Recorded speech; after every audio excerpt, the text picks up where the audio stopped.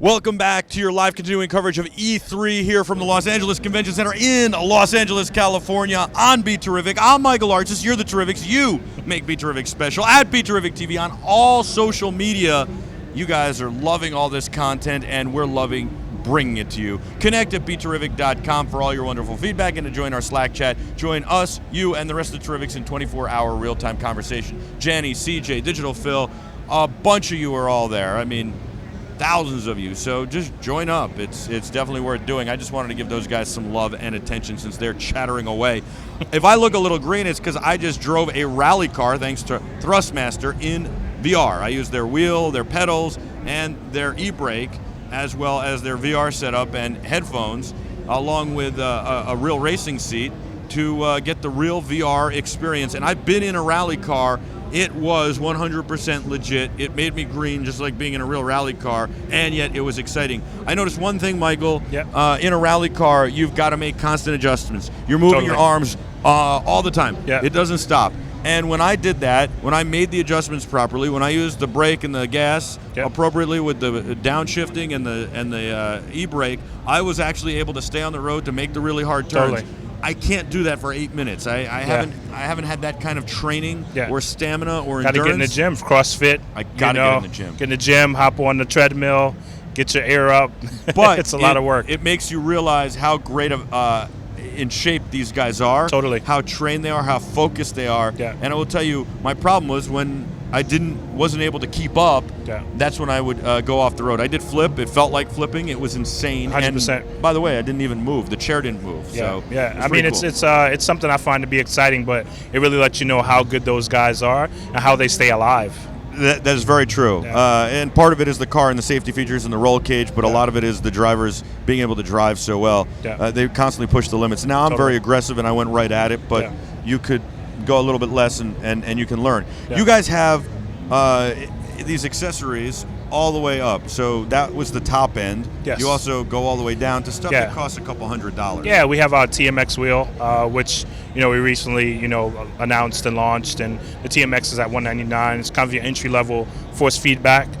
So it's more brake and pulley as opposed to brushless motor, but it'll get you prepared to be able to understand how to utilize a force feedback wheel. And it's still more of a realistic feel and 100%. And more fun than using a controller. 100%. I mean, once you touch a wheel, you're never going to want to use that gamepad ever again. It makes absolutely no sense. I mean, even if you're doing it just leisurely, you want to be able to kind of feel like I'm driving a car. Absolutely. That's the whole point of racing games, right? To be feeling like you're driving.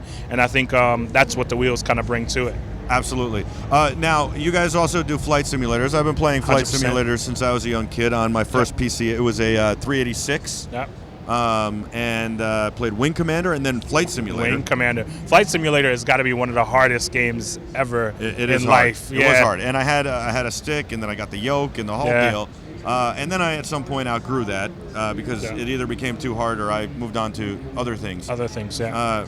Might have been, I don't know, other things. Girls. Yeah, pretty much. That's what I was saying. Anyway, so Rory's continued to play flight simulators. Totally. You guys have really cool ones for airplanes with the dip switches and all the knobs and all sorts of stuff. T-Flight, HOTUS, Warhawk, yeah. Very, very cool. I saw that over there. You got the flaps and the whole deal. Yeah, it's really nice. Just like the gas pedal and the brake and the clutch. And what's nice about your steering wheels, by the way, is you have paddles or clutch, and it's all there. So today you want to drive paddles, tomorrow you want to drive clutch. You can change it out. Yeah, totally. And you, from what I understand, you could even in the rally one use the dog box shifter that the rally drivers use instead of using it as an e-brake. Totally. Or you could buy two maybe. Could you buy two and have an e-brake and a dog box? You could buy two. I've seen a couple of hacks. I think it works pretty well. Because those guys actually don't put the clutch in when they shift. Not at all. Yeah, it's the dog box. It's pretty amazing. Yep. But they still got to find a way to grab that e-brake, make it more realistic. They have no choice but to do that. It's amazing. Yeah. You could also be Ken Block or Travis Pastrana or Greg Dorman, eat your heart out. Or they could do Gymkhana series. All right, so here Rory is. He's flying around space. He's doing Elite Dangerous. Yeah. He has a T16000M flight stick. FCS HOTUS, which is kind of an upgrade to our former T16000M, which many people have used. It's kind of a great kind of intermediate to advanced flight stick that gives you an experience. But here we're in space. I think with everything that's happening with VR, Elite Dangerous is amazing. Obviously, I'm sure he's seeing the sun in almost real time right now. He looks like he might be in some trouble, but it's an unheralded immersive experience. We also have our TFRP rudders that he's utilizing right now, which are pretty cool. And I think that's also going to give you kind of a different feel when you're in VR, because now your feet are moving, your hands are moving. You have your you have everything that you need really to be able to feel like you are in space. Now, what I noticed is that you guys are running this all on PCs. Yes. That one looks like a Corsair custom setup. The other one was an Alienware. Yep. This is a different setup than you would normally use to fly regular planes. This is kind of the space setup. Yes, it's kind of your space sim setup. And it's pretty amazing. He looks like he's having a lot of fun. I will tell you, with the headset and the headphones on, driving the game, it was completely immersive.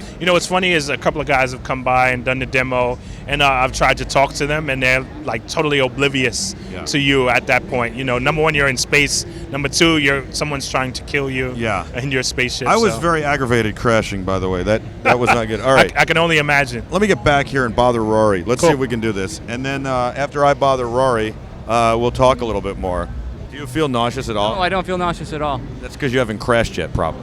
Yeah, I mean, I'm sure it's a little different in a rally car when you're bouncing around the place and, Your fight or flight kicks in? Yeah, exactly. Like you see a tree coming at you and you're going to really hit it. I don't know how I'd feel about that. I mean, there's nothing really around me other than things chasing me and shooting at me. And the hardest part is trying to orient yourself and try to find them. I mean, I have like a radar in front of me and stuff, but even trying to position like where I am and what I'm doing is like, it's pretty intense. I'd have to spend a lot of time with this game and this control setup I'm just having sort of fun like flipping around and looking around me shooting. What do you think of the Thrustmaster controls and the pedals and everything? They feel really smooth. There's a lot of buttons and switches to learn, but I'm sure they're very customizable for whatever game you're playing, whether it's a space simulator or a real world flight simulator, a fighter jet or something like that. I'll tell you what, we're going to let you get right back to it because you're definitely very focused there, and you gave us a little bit of attention, which is more than I expected, by the way.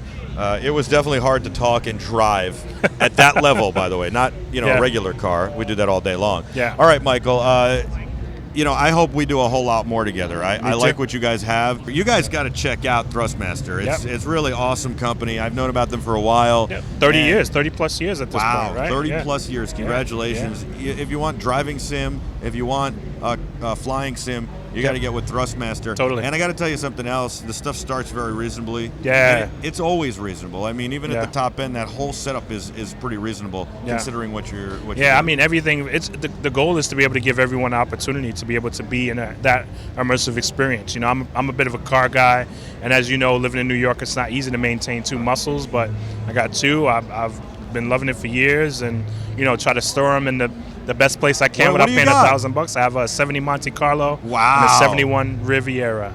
Wow. What's the Riviera? Buick Riviera. Oh, yeah. We interviewed somebody last year at a Buick Riviera from 69, I believe. 69, amazing car. And he was the first owner. He bought it brand new. Wow. Yeah. That's amazing. It might have been a 70, but I think it was a 69. I'm lucky. I'm the second owner of mine. Wow. And been working on it, trying to get my son a little Ford Torino. He's turning 10, so trying to get him a beat-up Ford Torino that we could work on for the next 10 years. In Brooklyn, which is it's very tough. It is. Because garages are expensive.